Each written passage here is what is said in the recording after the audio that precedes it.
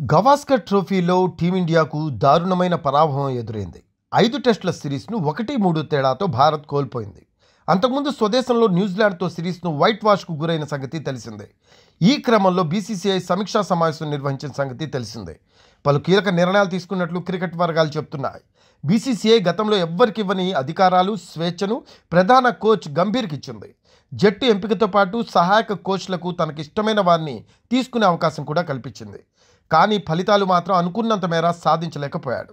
దీంతో ప్రధాన కోచ్కు ఇచ్చిన స్వేచ్ఛకు కత్తెర వేసేందుకు రంగం సిద్ధమైనట్లు తెలుస్తోంది. అలాగే సీనియర్ ప్లేయర్లు రోహిత్, విరాట్ కోహ్లీ కూడా సరైన ప్రదర్శన చేయలేకపోయారు. ఈ క్రమంలో కఠిన చర్యలకు బీసీసీఐ ఉపక్రమించినట్లు తెలుస్తోంది. 2019 నుంచి విదేశీ పర్యటనలకు భారత సీనియర్ క్రికెటర్లు వెళ్లే సమయంలో వారితో పాటు కుటుంబ సభ్యులకు బీసీసీఐ అనుమతిచ్చేది.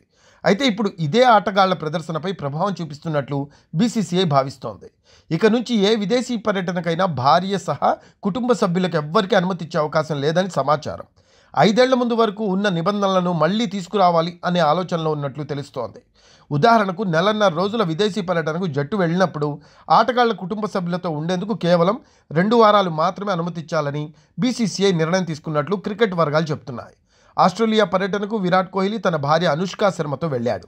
జస్ప్రీత్ బుమ్రా వెంట తన సతీమణి సంజనా గణేశన్ ఉంది. అయితే ఆమె వ్యాఖ్యాతగాను విధులు నిర్వర్తించింది. బీసీసీఐ సూచించిన రూల్స్ని మనం చూద్దాం. ఏదైనా టోర్నీ లేదా సిరీస్ 45 రోజులు జరిగితే కుటుంబ సభ్యులతో కలిసి ఉండేందుకు ఆటగాళ్లకు 14 రోజులు మాత్రమే అనుమతి ఉంటుంది. సదరు పర్యటన తక్కువగా ఉన్నప్పుడు ఆ అవకాశం 7 రోజులకే కుదిస్తారు.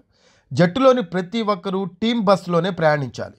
గౌతమ్ గంభీర్ వ్యక్తిగత మేనేజర్ విషయంలోనూ కఠిన చర్యలు తీసుకోవాలి. వీఐపీ బాక్స్లో కూర్చోవడం లేదా జట్టు బస్సులో ప్రయాణించకూడదు. జట్టు బస్సు చేసిన హోటల్లో ఉండకూడదు అనే నిబంధన పెట్టారు.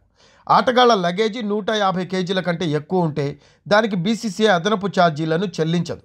ప్లేయర్లే చెల్లించుకోవాలి. ఈ నిబంధనలను బీసీసీఐ సూచించినట్లు తెలుస్తోంది.